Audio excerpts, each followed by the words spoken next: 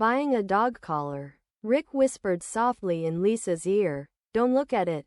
She might not like it, and besides, thinking about what her's drinking is disgusting." Lisa just nodded. She added some sugar to her coffee and tasted it a little. It tasted great. Daya finished her drink, went into the bathroom and put the clean glass on the table. After closing the bag, she sat down opposite them. Daya asked, "Do you have children?" Rick said, "No, we don't have time for children." "Lisa, you won't be bored at home, a child is not bad." They looked at each other. Lisa said, "Maybe later, I'll entertain myself with other things. I'll teach foreigners who don't know our language." Daya, "Okay, Rick, thanks for the bag. Would you like to come hunting with me tonight? The boss said you didn't need anyone?" Daya smiled and said, "Yes, but I want this from you myself. You only come there to take care of me." Rick looked at Lisa and Daya in surprise.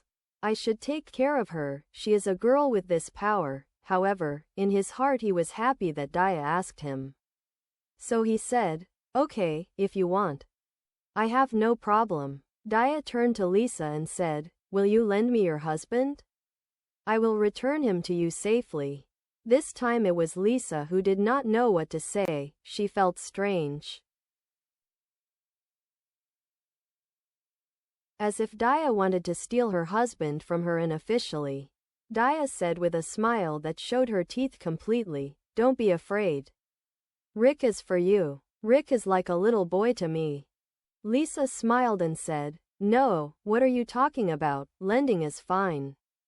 And he continued with a pause, "Can I ask you a few questions, Miss Daya?" "Ask. How old are you? Is there anyone left in your family? Did you choose Rick yourself or did they say that this is your colleague?" Rick looked at Lisa and waited for Daya's reaction. Daya looked at them for a while. Her eyes had changed color. They were waiting to see Daya's fangs and other side at any moment. Daya said quietly, "I am 250 years old. My family was all killed before Rick met me at that station. I watched him for several days. I announced my agreement to the colonel. Do you have another question?" Lisa also said quietly, "No. Thank you. Please." Daya smiled at Rick, who had to smile too. Rick and Lisa got ready to leave. Daya followed them to the door and said to Rick, "Bring a dog collar with big iron spikes, you'll need it." Rick's face was contorted but he said calmly, "A dog collar? For me? Do you really need it?" "Yes, I don't want to worry you. Be sure to bring it with you, I don't want them to bite your neck."